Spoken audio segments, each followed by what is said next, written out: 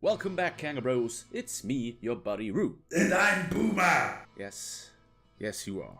We are back with part 2 of our review series of Diablo 3, and after we talked about the backstory and the first few quests in the first act, let us not waste more time and jump right back into the game. Before we continue with our quest, let us take a look at a new face in New Tristram. Miriam the Mystic set up shop in town, and we can drop by her to say hi. She offers us her services. Can't you stop and enjoy the warmth of a good woman? No, not that kind of services. The Mystic offers us such things as enchanting, transmogrification, and the dyeing of our equipment.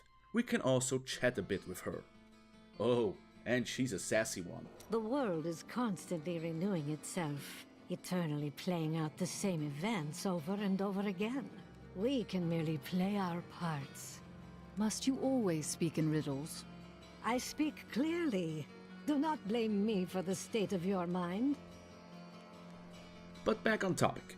After we saved Deckard Cain from Leoric, the Skeleton King, we now have to retrieve the Skeleton King's crown to open up his tomb. The only person who knows where the crown is the town's blacksmith, Hedrick Eamon. He needs a favor before he can tell us where the crown is. His wife Myra got infected by the undead, and he wants us to put her out of her misery. He would do it himself, but he just couldn't get himself to do it. I don't know, he seems pretty happy about bashing her head in with that hammer. With that grim deed out of the way now, we are sent to the graveyard of the Forsaken. Like in World of Warcraft! Sadly, no.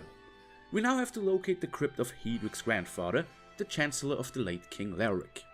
But beware, these crypts are filled with zombies, skeletons, and ghosts. Why does it always have to be ghosts? Don't be such a baby. A fun side quest during our adventure to and in the crypts is the recovery of Lady Dunhill's bones to lay her to rest, and the search for Hedrick's apprentice. He's dead. Well, at least he has some loot for us. A general rule of thumb is, if you encounter a side quest, do it. They always reward you with gold and almost always grant you better equipment. But back on track. We confront Chancellor Eamon's ghost, kill him again, and grab Leoric's crown. The only problem is that it's broken. Good thing that we know a blacksmith. Hedrick agrees to repair the crown and even offers his help as our personal blacksmith. This is my trade, and I'm the best. I'll make you the weapons you need to kill every last demon you see. Deal? Yeah, I think I can do that. He not only lets us salvage unwanted items for materials, he also crafts new armor and weapons for us. Now with the crown in our possession, we are ready to return to Old Tristram's Cathedral and open up the passage previously blocking our way. Now it's time to explore the rest of the cathedral and to face the Skeleton King. And I have to say, it's pretty cool to fight your way through the cathedral, which was the stage of the first game. There are even little references to the first game, like Lacdanan's journal entries. My name is Lacdanan, and I'm cursed.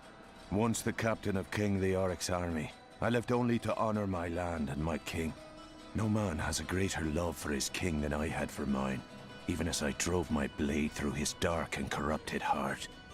And if listening to an account of these events is too boring for you, you can also watch a ghostly theater of it. Keep your distance from him. This burden is mine to bear. May death bring peace from your madness, Leoric. Traitors! Even in death, the armies of Condorus will still obey their king, even if you will not. Great, so let's continue. But buckle up. The monsters down here are even more vicious than the beasts we faced before. But we do get some help. We run into a group of dark cultists performing a ritual on this guy. We save the dude and he introduces himself as Cormac the Templar. I am Cormac, warrior of the Templar Order. Yeah, I'm not going to remember that name. Let's call him Mr. Fluffy. Mr. Fluffy doesn't only keep us company, he can also level up or get new equipment from us. We reach the Skeleton King with the help of Mr. Fluffy and place the crown back on his head, just to send him back to the grave once again. And here's a fun little tidbit. If you manage to kill the Skeleton King in under 20 seconds, you'll get a neat achievement for it. Show off! Now it's finally time to check out the Fallen Star. And it turns out that the Fallen Star was actually a dude, falling from the sky. Yeah, that's not shady. People survive falling from the sky and crashing into cathedrals all the time. Don't you know that? Then who are you? Why are you here? I am not your enemy.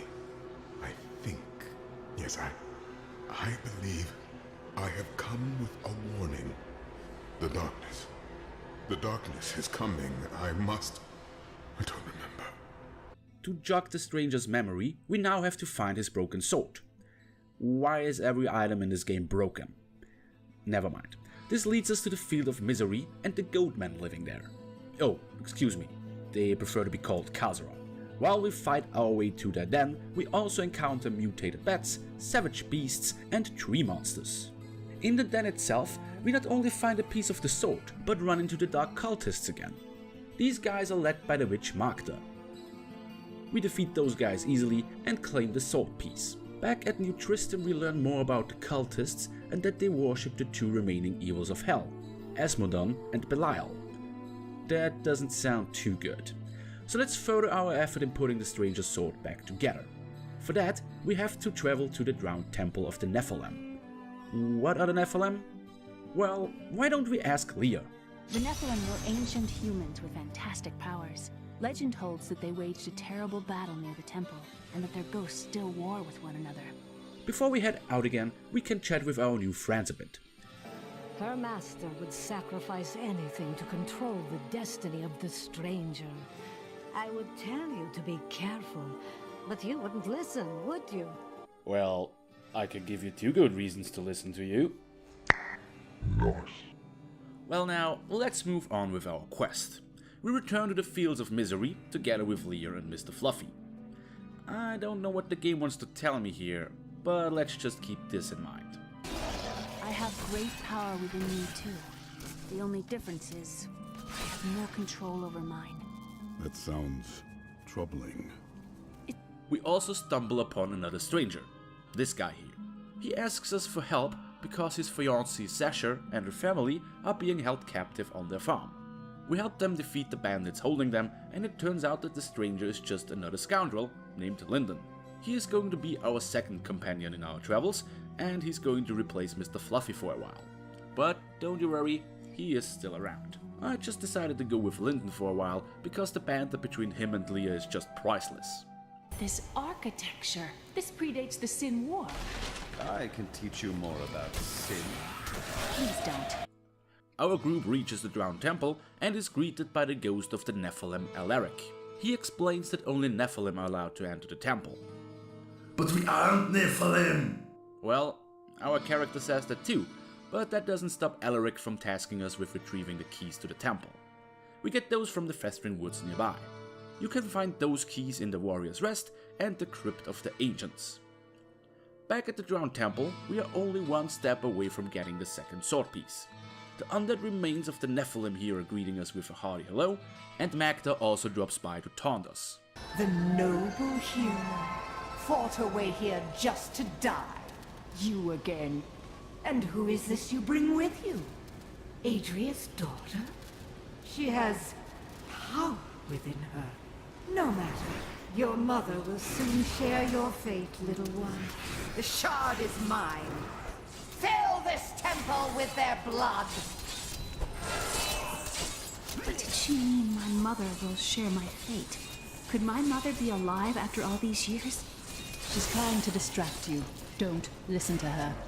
Great, so let's grab the second sword piece and get out of here. Back in New Tristram we are told a little bit more about the Worldstone and the Nephilim. The Worldstone wasn't only used to create Sanctuary, but also to weaken the power of the Nephilim and to turn them into the humans we know today. But we also learned that it's possible for the Nephilim to return since Tyrael destroyed the Worldstone. I wonder what that means for us. We are Nephilim! Yep, thanks for building up the suspense, Boomer. You are welcome, bro! We bring the second sword piece to the stranger and are told that the last piece is supposed to be in the village of Wortham. And that's where we're going to end it for today. There is still a lot to talk about in the first act, and I don't want these videos to be too long. Next time we will return to our hunt for the stranger's sword and may even uncover his true identity. As always, thank you guys so much for watching. This is Aru and Boomer signing off. Bye bye!